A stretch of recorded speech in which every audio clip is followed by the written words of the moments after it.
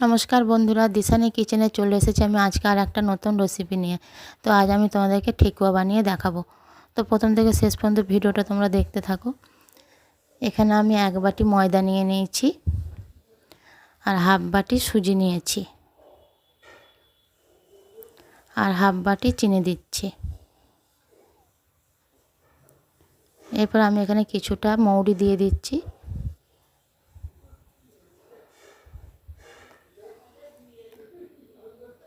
আর একটু জোয়ান দেবো। নুন দিয়ে দিলাম পরিমাণ মতো।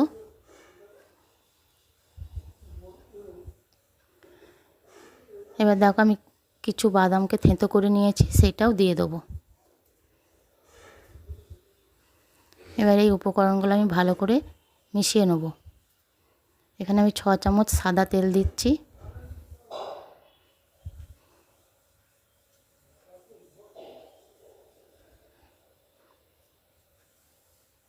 দেখো এটা আমি ভালো করে মিশিয়ে নিচ্ছি। তো তোমরা এখানে ময়দার পরিবর্তে আটা ব্যবহার করতে পারো, আবার গুড়ও ব্যবহার করতে পারো। আর মৌরি আর জোয়ানটা আমি দিয়েছি এখানে একটু ভালো সেন্ট হবে, সেই জন্য মৌরি জোয়ান দিলে পরে খাবার সময় একটা ভালো গন্ধ উঠবে। তো দেখো এখানে আমি সব উপকরণগুলো একসঙ্গে ভালো করে মিশিয়ে নিচ্ছি। তো বন্ধুরা, তোমরা কে কেমন ঠেকুয়া বানাও আমাকে কমেন্ট করে জানিও।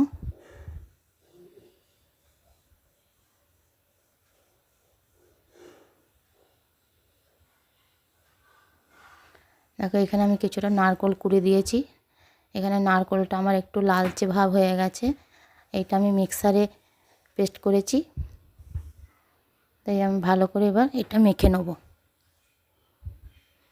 অল্প অল্প জল দিয়ে মাখবো, যাতে এটা বেশি পাতলা না হয়ে যায়। এটা একটু শক্ত মাখতে হবে। এটা একবারেই বেশি করে জল দিয়ে মাখলে হবে না, এটা অল্প অল্প করে জল দিয়ে ভালো করে এটা মেখে নিতে হবে।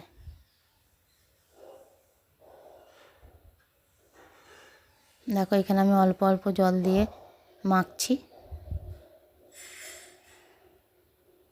এই রেসিপিটা আমি অনেক দিন আগেই বানিয়েছিলাম, তবে আজকে আমি তোমাদের সঙ্গে এটা শেয়ার করছি।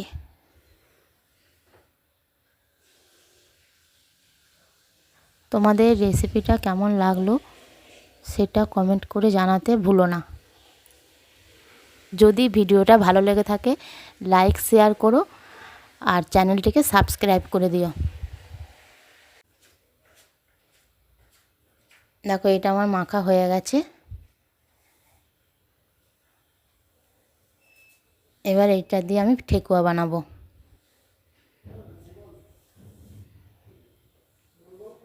দেখো এখানে আমি ঠেকুয়া বানাচ্ছি।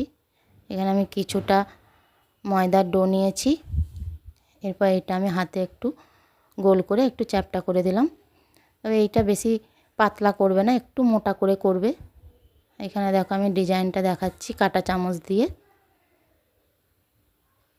দেখো ডিজাইন করার জন্য এখানে আমি কাঁটা চামচ আর চাকু ব্যবহার করেছি।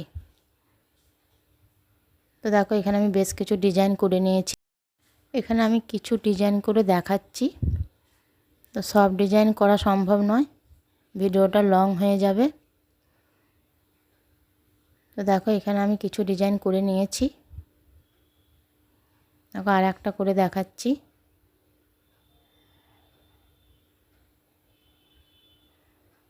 এটা আমি চাকু দিয়ে করছি।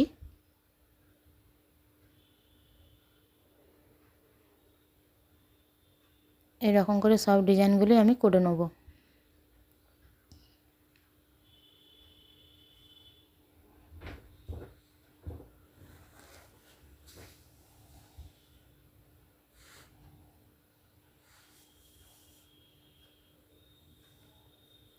দেখো এখানে আমার ঠেকুয়াগুলো বানানো হয়ে গেছে। এরপর এইগুলো আমি ভেজে নেব। তো ভাজার জন্য দেখো এখানে আমি কড়াইতে সাদা তেল নিয়েছি। আর কড়াইটা আমি একটু বড়ই নিয়েছি, যাতে একসঙ্গে অনেকগুলো ভাজা যায়। তো দেখো এখানে আমি ঠেকুয়াগুলো দিয়ে দিচ্ছি।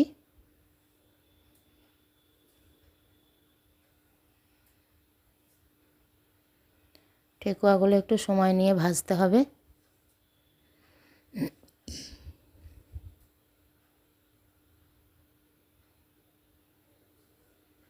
দেখো এগুলো এক পিঠ হয়ে গেছে, এক পিঠ আমি উল্টিয়ে দিচ্ছি।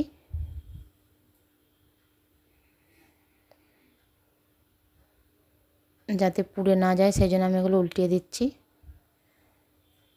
একটু লাল করেই ভাজবো এগুলো।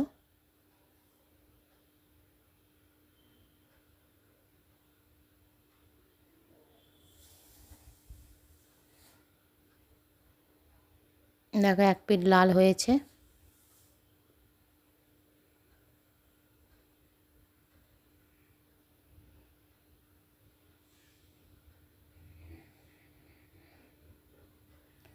দেখো এই ঠেকুয়াগুলো আমার ভাজা হয়ে গেছে, এগুলো আমি তুলে নিচ্ছি।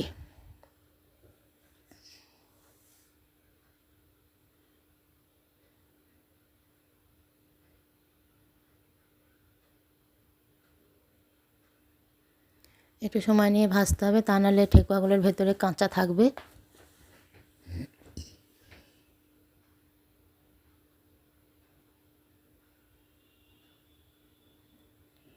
এই ঠেকুয়াগুলো বানাতে তোমরা কাজু কিশমিশও ব্যবহার করতে পারো। আমি এখানে শুধু বাদাম দিয়েছিলাম।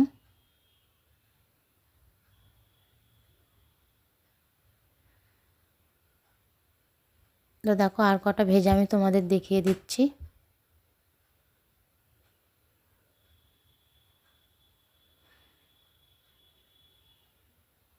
দেখো আরও কিছু ঠেকুয়া আমি ভেজে নিচ্ছি। এইগুলো আমি এক পিঠ উল্টিয়ে দিচ্ছি।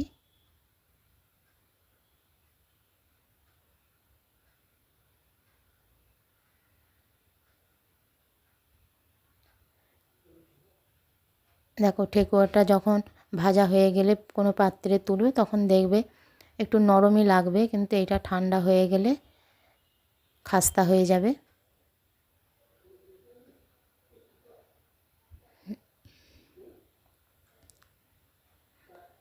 দেখো ঠেকুয়াগুলো আমার ভাজা হয়ে গেছে। তো দেখো আমি একটা ঠেকুয়া তোমাদের ভেঙে দেখাচ্ছি, দেখো কতটা খাস্তা হয়েছে।